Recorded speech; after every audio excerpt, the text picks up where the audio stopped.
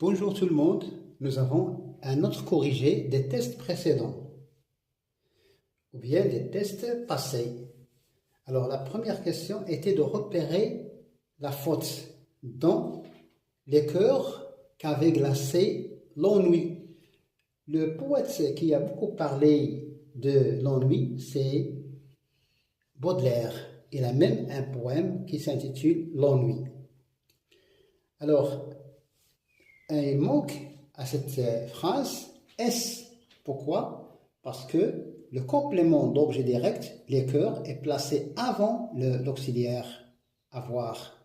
Avec l'auxiliaire avoir, il n'y a pas d'accord. Mais lorsque le complément d'objet est placé avant, comme ici, c'est le cas, il y a un S, il y a un accord. À l'origine, la phrase était comme suit. L'ennui avait glacé les cœurs. Et dans ce cas, accent. Mais lorsqu'on a déplacé le complément d'objet direct pour mettre en valeur, alors les cœurs, qui est un nom masculin pluriel, ça prend un S. Alors le cœur qu'avait glacé l'ennui. Deuxième question, chercher un équivalent de l'expression à l'expression péter un câble. Péter un câble veut dire péter une durite, ça veut dire s'énerver. Le nom c'est l'énervement, c'est perdre la tête, c'est se mettre en colère, c'est craquer, c'est désoncter, ce qui n'est pas bien.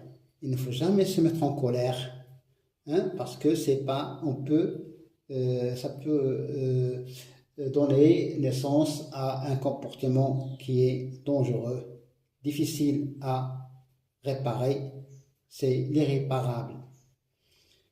Il y a un mot qui se compose de 3 lettres, ire, I-R-E, qui veut dire la colère.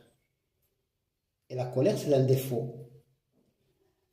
Dernière question était de repérer le type de rime. Il y a 3 types de rimes. Il y a la rime plate ou bien suivie. Il y a la rime croisée, A-B-A-B. Et il y a la rime embrassée, A-B-B-A. Ici, nous avons dans Venise la rouge, pas un bateau qui bouge. Alors nous avons rouge qui rime avec bouge. Et donc nous avons A. Pas un pêcheur dans l'eau, pas un falot. On dit grande lanterne. Alors nous avons l'eau qui rime avec falot, eau. Alors ici, nous avons une anaphore et aussi on a déplacé le complément